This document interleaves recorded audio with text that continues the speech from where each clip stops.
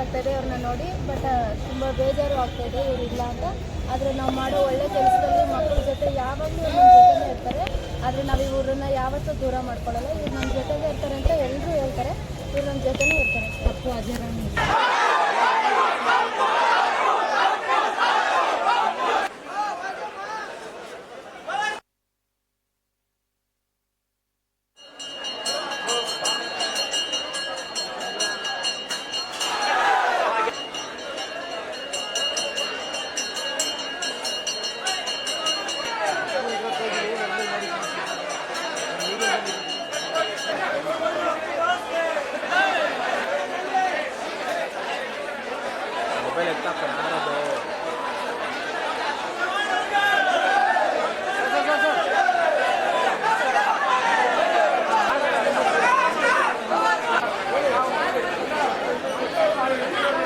ರಥವರ ಬಂದಿದ್ದಾರೆ. ರಥವರ ನಮ್ಮ hi sir, ಆರಾಮಿದ್ರಾ?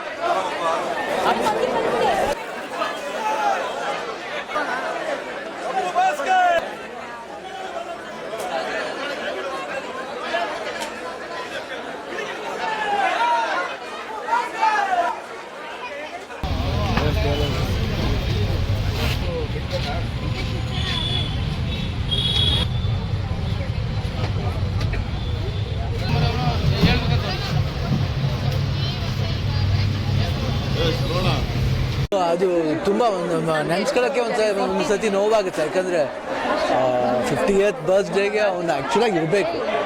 But ಅವ್ನು ಇಲ್ಲ ಅಂತ ನೆನೆಸ್ಕೊಳ್ಳೋಕ್ಕೆ ಒಂಥರ ಒಂದು ಮನಸ್ಸು ಕಷ್ಟ. ಬಟ್ ಅದಕ್ಕೆ ನಾನು ಯಾವತ್ತೂ ಅಪ್ಪು ಇಲ್ಲ ಅಪ್ಪಾಜಿ ಅಮ್ಮ ಇಲ್ಲ ಅಂತ ನಾನು ಅನ್ಕೊಳ್ಳೋದೇ ಇಲ್ಲ. ಅಪ್ಪು ಯಾವತ್ತಿದ್ದು ಇರ್ತಾನೆ. ಯಾಕಂದರೆ ನಾವು ಅವನ್ನ ಜೀವಂತ ಇಟ್ಕೋಬೇಕಂತ ಆಸೆ. ಅದಕ್ಕೆ ಇನ್ನೂ ಅಪ್ಪು ಸಿನಿಮಾ ಯಾಕೆ ನೋಡೋಕ್ಕೆ ಬಂದಿಲ್ಲ ಅಂತ ಕೇಳಿದ್ರು. ಇಲ್ಲ, ನನಗೆ ಅಷ್ಟು ಧೈರ್ಯ ಇಲ್ಲ ಬಂದು ನೋಡೋಕ್ಕೆ.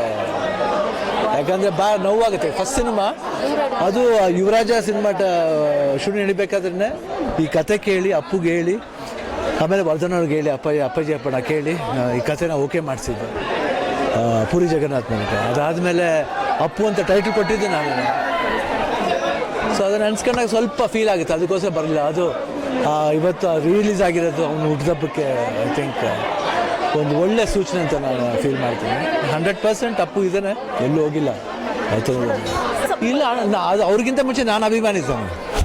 ಯಾಕೆ ನಾನು ಅವನ ಚಿಕ್ಕ ವಯಸ್ಸಿಂದ ನೋಡಿದ್ದೀನಿ. ಅದು ನಾನು ಅವನು ಹುಟ್ಟಬೇಕಾದ್ರೆ 13 ವರ್ಷ ಈ ಸಾಕಷ್ಟು ಇದ್ರಲ್ಲಿ ಹೇಳಿದ್ದೀನಿ. ಸೊ ಅವನ ಮಗುವಿಂದ ಅವ್ನು ಬೆಳವಣಿಗೆ ನೋಡಿದ್ದೀವಿ. ನಮಗೆ ಆಶ್ಚರ್ಯ ಆಗುತ್ತೆ ಒಂದು ಸತಿ. ಅಂದರೆ ನಾವು ಅಟ್ಲೀಸ್ಟು ಕಾಲೇಜೆಲ್ಲ ಮುಗಿಸ್ಕೊಂಡ್ಬಂದು ಹೀರೋ ಆಗಿ. ಬಟ್ ನಾವು ಶ್ರೀನಿವಾಸ್ ಕಲ್ಯಾಣ್ ಅಂತ ಒಂದು ಚಿಕ್ಕ ಪಾತ್ರ ಮಾಡಿದ್ದು. ಅದಕ್ಕೆ ಮುಂಚೆ ಅವನು ಚಿಕ್ಕ ವಯಸ್ಸಲ್ಲೇ ಒಂದು ಸ್ಟಾರ್ಡಮ್ ತಗೊಂಬಂದವನು.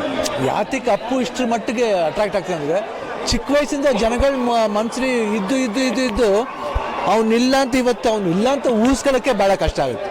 ಇವತ್ತು ಸೋಮವಾರ ಆದರೂ ನೋಡಿ ಇಷ್ಟು ಜನ ಬರ್ತಾರೆ ಅಂದರೆ ಥಿಂಕ್ ಮಾಡ್ಕೊಂಡು ನೋಡಿ ಅವನ ಒಂದು ಪವರ್ ಎಷ್ಟಿರಬೇಕು. ಅದಕ್ಕೆ ಅವನ ಪವರ್ ಸ್ಟಾರ್ ಅಂತ ಕರೆಯೋದು. ಅವನ ಪವರ್ ಬಂದ್ಬಿಟ್ಟು ನಾಟ್ ದಟ್ ಈಸ್ ಒಳ್ಳೆ ಫೈಟ್ರು ಅದಂತಲ್ಲ, ಒಳ್ಳೆ ಮನುಷ್ಯತ್ವಕ್ಕೆ ಅವನ ಪವರ್, ಒಳ್ಳೆ ನಗುಗೆ ಅವನ ಪವರ್ ಇದೆ. So I think I miss my brother. ತುಂಬ ಮಿಸ್ ಮಾಡ್ಕೊತೀನಿ ಇವತ್ತು. ನೋಡಿ, ಅಭಿಮಾನಕ್ಕೆ ಎಲ್ಲೇನೇ ಇಲ್ಲ. ಯಾವ ರೀತಿ ಬೇಕಾದ್ರೆ ಅಭಿಮಾನದಲ್ಲಿ ಮೂಲಕ ಬರ್ತಾರೆ. ಈ ರೀತಿ ಕೊಡೋದ್ರಿಂದ ಇದೆಯಲ್ಲ, ಅವನ ಮೇಲೆ ಪ್ರೀತಿ ಎಷ್ಟು ಅಂತ ತೋರಿಸುತ್ತೆ. I think it's good. Thank you. 50ನೇ ವರ್ಷದ ಹುಟ್ಟಿದಬ್ಬ ಅಪ್ಪ ಅಮ್ಮಂದು ಈ ವರ್ಷ ನೋಡ್ಕೊಂಡು ಹೋಗೋಣ ಅಂತ ಬಂದಿದ್ದೀವಿ. ಸೊ ಅಪ್ಪ ಅಮ್ಮ ಎಲ್ಲೇ ಇದ್ರು ನಗ್ನಗ್ತಾ ಚೆನ್ನಾಗಿದ್ರು, ಖುಷಿಯಾಗಿದ್ರು. ಅವ್ರನ್ನ ಯಾವಾಗಲೂ ಮಿಸ್ ಮಾಡ್ತೀವಿ. ನಮಗೆ ಆ ಕೊರಗಿಲ್ಲ ಕಣ, ನಮಗೆ ಎಲ್ಲೋ ಜೊತೆಗೆ ಇದ್ದಾರೆ ಅನ್ನೋ ಒಂದು ನಂಬಿಕೆ. ಸೊ ಹಾಗಾಗಿ ಆ ಇಲ್ಲ ಅನ್ನೋ ಪದನ ಕೇಳಲಿಕ್ಕೂ ಒಂಥರ ಮುಜುಗರ, ಅದನ್ನು ಹೇಳಲಿಕ್ಕೂ ಒಂಥರ ನಮಗೆ ಬೇಜಾರು. ಸೊ ಹಾಗಾಗಿ ನಮ್ಮ ಜೊತೆನೇ ಇದ್ದಾರೆ ಅನ್ನೋ ಒಂದು ನಂಬಿಕೆ, ಪ್ರೀತಿ, ವಿಶ್ವಾಸ. ಅಮ್ಮ ಅವರ ಅಭಿಮಾನಕ್ಕೆ ನಾವು ಚಿರಋಣಿಗಳು. ನಾವು ನಮ್ಮ ಫ್ಯಾಮಿಲಿ, ಒಂದೊಂದು ಕಸಿನ್ ಇದ್ದಾನೆ ಸಣ್ಣ, ನಾವೆಲ್ಲ ಹೇಳೋದಿಷ್ಟೇ. ಯಾವಾಗಲೂ ಅಭಿಮಾನಿಗಳಿಂದನೇ ನಾವು, ಅಭಿಮಾನಿಗಳೇ ಎಲ್ಲ ನಮಗೆ, ಅವರೇ ನಮ್ಮ ಮೊದಲ ಆದ್ಯತೆ ಅಂತಲೂ ಹೇಳಲಿಕ್ಕೆ ಇಷ್ಟಪಡ್ತೀವಿ.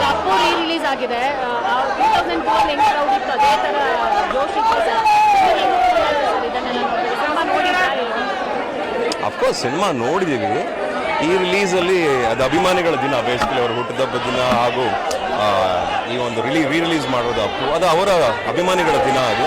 ಸೊ ಅವರು ಹೇಗೆ ಸಂಭ್ರಮಿಸ್ತಾರೋ ಅದನ್ನು ನೋಡಿ ನಾವು ಸಂಭ್ರಮಿಸ್ಬೇಕೆ ಹೊರತು ಅಲ್ಲಿ ಬಂದು ನಾವು ಏನು ಮಾಡಬಾರ್ದು. ಸೊ ಹಾಗಾಗಿ ಅದನ್ನೆಲ್ಲ ನೋಡಿ ಭಾಳ ಖುಷಿ ಪಟ್ಟೆ ನಾನು. ಐ ಥಿಂಕ್ ಅವರು ಫಸ್ಟ್ ಅಪ್ಪು ಬಂದಾಗ, ಆಮೇಲೆ ಅವರ ಫಸ್ಟ್ ಬರ್ಡೇ, ಜೊತೆಗೆ March 17 is very special to us. ನಾವು ಯಾವಾಗಲೂ ಸಿಕ್ತಿದ್ವೋ ಅಲ್ಲೋ ಗೊತ್ತಿಲ್ಲ, ಬಟ್ ಒಬ್ರಿಗೊಬ್ರಿಗೆ ಬಹಳ ಒಂದು ಪ್ರೀತಿ ವಿಶ್ವಾಸ ಒಂದು ಯಾವಾಗಲೂ ಇತ್ತು. ಸೊ ಅದು ಕ್ಯಾರಿ ಫಾರ್ವರ್ಡ್ ಆಗುತ್ತೆ ಅಷ್ಟೇ. Thank you so much. Thank you so much sir. ನನ್ನ ಪಾಲಿಗೆ ಅಪ್ಪು ಸಾರು ನನ್ನ ಜೊತೆನೇ ಇದೆ ಸರ್. ಪ್ರತಿಯೊಬ್ಬರು ಅನ್ಕೊಳ್ಳೋದು ಅದೇ, ಅಪ್ಪು ಬಾಸ್ ಅಂತಾರೆ ಎಲ್ಲರೂ, ನಾನು ಅಪ್ಪು ಸಾರ್ ಅಂತೀನಿ.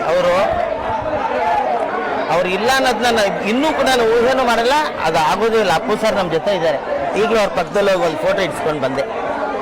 ಯಾಕೆಂದ್ರೆ ಅವರು ಅಂದರೆ ನಮ್ಮ ನಮಗಿರುವಂಥ ಅಭಿಮಾನ ಅದು. ಅವ್ರು ಇರಬೇಕಾಯ್ತು ಸರ್ ನಮ್ಮ ಕನ್ನಡ ಇಂಡಸ್ಟ್ರಿಗೆ. ಆ ವ್ಯಾಲ್ಯೂ ನಾನು ಹೇಳ್ತೀನಿ, ನಮ್ಮ ಇಂಡಸ್ಟ್ರಿ ಒಂದು ಮರ್ಯಾದೆ, ಒಂದು ವ್ಯಾಲ್ಯೂ ಇದೆಯಲ್ಲ, ಅಪ್ಪವ್ರು ಇರಬೇಕಾಗಿತ್ತು ಸರ್. ಅಂಥ ವ್ಯಕ್ತಿನೇ ನಮ್ಮ ಕನ್ನಡ ನಮ್ಮ ಸಿನಿಮಾದಲ್ಲಿ ಇಲ್ಲಂದಮೇಲೆ ಏನು ನಮಗೆ ಭಾಳ ಬೇಜಾರು ಅನಿಸುತ್ತೆ. ಅಪ್ಪು ಸರ್ ಜೊತೆ ತುಂಬ ಇನ್ಸಿಡೆಂಟ್ಗಳಿದ್ದಾವೆ. ನನ್ನ ಗಾಡಿ ತೊಗೊಳೋದಕ್ಕೆ ಕಾರಣನೇ ಅಪ್ಪು ಅವರು. ಸರ್ ಲೈಫಲ್ಲಿ ಏನಿದೆ ಸರ್, ತೊಗೊಳ್ಳಿ ಸರ್ ಗಾಡಿಗಳು. ಒಂದು BMW ಗಾಡಿ ಅವರೇ ನನಗೆ ತೊಗೊಳ್ಳಿ ಅಂತ ಬಲವಂತ ಮಾಡಿ ಕೊಡಿಸಿ, ಆ ಕೀ ಬಂಚ್ ಕೂಡ ಅವರೇ ಕೊಟ್ಟರು. ರಿಟರ್ನ್ ಬ್ಯಾಕ್ ಅನ್ನೋದಿದೆಯಲ್ಲ, ನಮ್ಮ ಹಬ್ಬಕ್ಕೆ ನಾವು ಏನಾದ್ರು ಕಳಿಸಿದ್ರೆ ಅದ್ರ 3ರಷ್ಟು ಅವ್ರು ವಾಪಸ್ ಕಳಿಸೋರು. ಅಂಥ ಒಂದು ಮನಸ್ಸಿರೋರು ಅವ್ರ ತಂದೆ. ಅವರಿಗೆ ಆ ಥರ ಒಂದು ಒಳ್ಳೆಯ ಸಿನಿಮಾದಲ್ಲಿ ಇದ್ದರೂ ಕೂಡ ಯಾವ ಥರ ನಾವು ನಡ್ಕೋಬೇಕು, ದೊಡ್ಡವರು ಚಿಕ್ಕವರು ಅನ್ನೋದನ್ನ ನಾವು ಅಪ್ಪವ್ರ ಹತ್ರ ಕಲಿಬೇಕಾಯ್ತು. ನಾವು ದೊಡ್ಡವರಾದರೂ ಕೂಡ ಆ ಮರ್ಯಾದೆ ಇನ್ನೊಬ್ಬರಿಗೆ ಕೊಡೋವಂಥ ಬೆಲೆ ಅವ್ರ ಹತ್ರ ನಾನು ಕಲ್ತಿದ್ದೀನಿ. ಅದಕ್ಕೆ ಅಪ್ಪು ಸರ್ನ ನಾನು ಕಡೆ ಪ್ರೋಗ್ರಾಮ್, ನಂದೇ ಪ್ರೋಗ್ರಾಮ್ 28ನೇ ತಾರೀಕು ಅವ್ರು ಮಾಡಿದ್ದು. ಆವತ್ತು ಕೂಡ ಇದನ್ನೇ ಮೆನ್ಷನ್ ಮಾಡಿದೆ ನಾನು. ರಾಜ್ಕುಮಾರ್ ಸರ್ನ ಮುಟ್ಟಬೇಕು ಅಂದರೆ ಒಂಥರ ಕೈ ಸ್ಪರ್ಶ ಆಗೋದು, ನಮಗೆ ಒಂಥರ ವೈಬ್ರೇಷನ್ ಆಗೋದು.